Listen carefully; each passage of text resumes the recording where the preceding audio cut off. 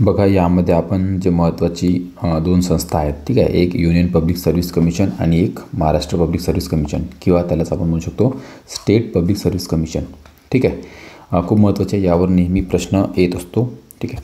सर्वप्रथम बघा की हे जे दोन संस्था आहेत त्या कॉन्स्टिट्यूशनच्या पार्ट 14 नमूद केलेल्या आहेत, ठीक आहे.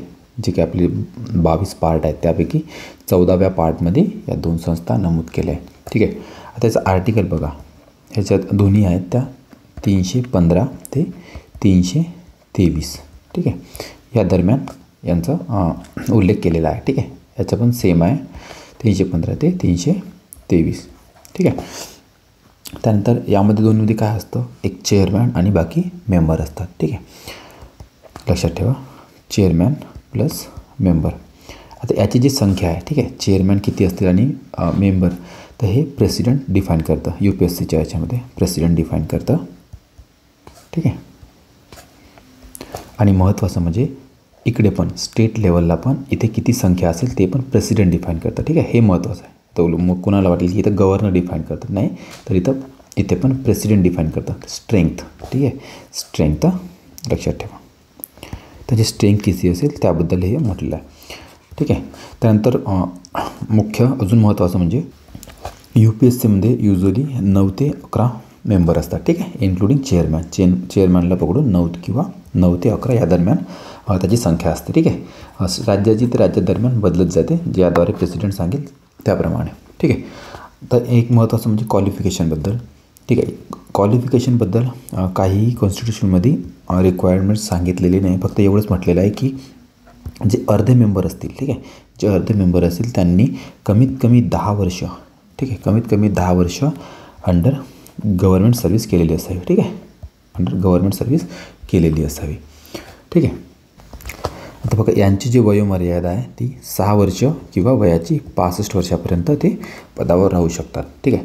त्याचप्रमाणे जे राज्य सेवा आयोग आहेत त्यामध्ये त्यांची वयोमर्यादा असते की 6 किंवा 62 वर्षापर्यंत सांगितलेले, ठीक आहे. हे महत्त्वाचं आहे, लक्षात ठेवा. इथं 65 नाही तर इथं 62 आहे, ठीक आहे.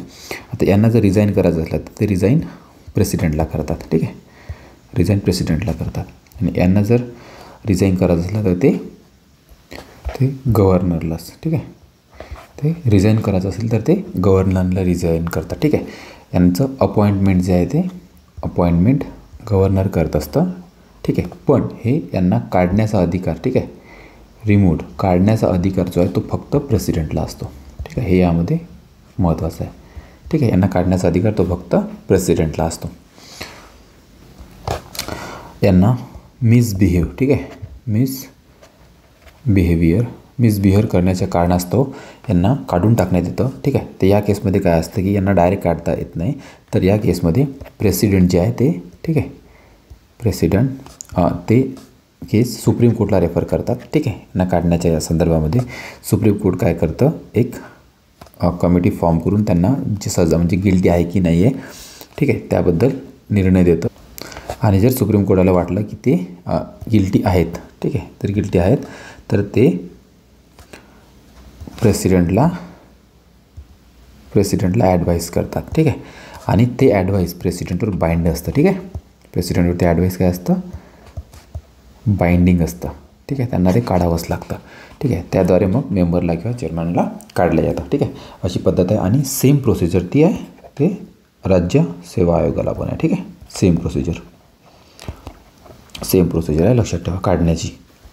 त्यानंतर बघा, खूपदा प्रश्न या सेंटेन्समध्ये विचारलेला पेपरमध्ये की मिसबिहेवियर, ठीक आहे, मिसबिहेवियर ही टर्म कॉन्स्टिट्यूशनमध्ये डिफाईन केलेली आहे की नाही, ठीक आहे. तर डिफाईन केलेली आहे, ठीक आहे. मिसबिहेवियर काय आहे ते कॉन्स्टिट्यूशनमध्ये सांगितलेलं आहे, ठीक आहे, ते तुम्ही लक्षात ठेवा.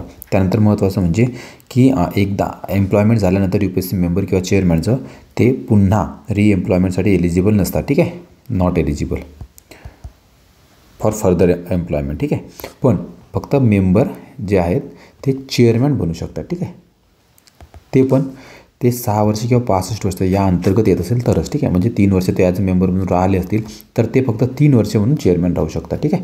किंवा 62 वर्षापर्यंत ते जर मेंबर असेल तर उरलेले 3 वर्ष म्हणजे 65 होईपर्यंत ते चेअरमॅन राहू शकतात, ठीक आहे. एवढंच फक्त राहू शकतात. त्यानंतर ते एलिजिबल नसतात, ठीक आहे, फर्दर एम्प्लॉयमेंटसाठी गव्हर्नमेंटमध्ये, ठीक आहे. त्यानंतर हे काय करतं ती watchdog of merit system in the centre. ठीक आहे, वॉचडॉग. ठीक आहे, वॉचडॉग ऑफ मेरिट सिस्टमचं काम करतं सेंटरमध्ये. ठीक आहे, त्याचप्रकारे हे स्टेटमध्ये काम करतं सेम. ठीक आहे. त्यानंतर एक महत्त्वाची संस्था म्हणजे आता हे सगळं सेम इकडे पण सेम लागू होतं. ठीक आहे, नॉट एलिजिबल. इथं फक्त राहील की 60 ते 62 वर्षापर्यंत. ठीक आहे. पुढचं एक महत्त्वाची संस्था म्हणजे या दोघांच्या मधामध्ये जे असते ते जॉईंट पब्लिक सर्व्हिस कमिशन. ठीक आहे. आता हे जॉईंट पब्लिक सर्व्हिस कमिशन जे आहे कधी स्थापन केले जाते, ज्या वेळेस 2 किंवा 2पेक्षा जास्त स्टेट लेजिस्लेचर. ठीक आहे, स्टेट लेजिस्लेचर रिक्वेस्ट करते की आम्हाला दोघं मिळून एक जॉईंट पब्लिक कमिशन पाहिजे. त्यावेळेस केंद्र त्यांना जॉईंट पब्लिक सर्व्हिस कमिशन तयार करून देतं. ठीक आहे. आणि हे एक प्रकारे लक्षात ठेवा नॉन कॉन्स्टिट्युशनल. ठीक आहे, नॉन कॉन्स्टिट्युशनल आणि स्टॅट्युटरी बॉडी आहे. ठीक आहे, स्टॅट्युटरी आहे, हे ॲक्ट थ्रू स्थापन केल्या गेलेली आहे. पण ते नॉन कॉन्स्टिट्युशनचा कुठेही उल्लेख नाही आहे. ठीक आहे. याची वयोमर्यादा पण 6 ते 62 वर्ष. ठीक आहे, तेच ठेवण्यात आलेली आहे. आणि याचं जे आहे जॉईंट पब्लिक कमिशन याचं सर्व प्रेसिडेंट करत असतं. ठीक आहे, याची अपॉइंटमेंटपासून रेजिग्नेशन, त्यानंतर काढून टाकण्याचे सर्व अधिकार मेंबरला चेअरमनला ते सर्व प्रेसिडेंटला देण्यात आलेलं आहे. ठीक आहे. प्रोसिजर मात्र सारखीच असते काढण्याची. ठीक आहे, फक्त सर्व प्रेसिडेंट करतं. त्यानंतर हे जे जॉईंट पब्लिक सर्व्हिस कमिशन आहे हे स्वतःची जे वार्षिक रिपोर्ट आहे ते वाटल्यास ते कन्सर्ट गव्हर्नर आले. ठीक आहे, ज्या ज्या राज्याचे गव्हर्नर आहे त्यांना ते रिपोर्ट देत असतं. ठीक आहे, एवढंच याचं महत्त्वाचं आहे, लक्ष ठेवण्यालायक. ठीक आहे, ते लक्षात ठेवा. आणि इथेच थांबूया. ठीक आहे, ज्यांनी सबस्क्राईब नाही केलं त्यांनी प्लीज सबस्क्राईब करा. ठीक आहे, असेच आपण शॉर्टमध्ये महत्त्वाचं घेऊन येत जाऊ पॉलिटीचं.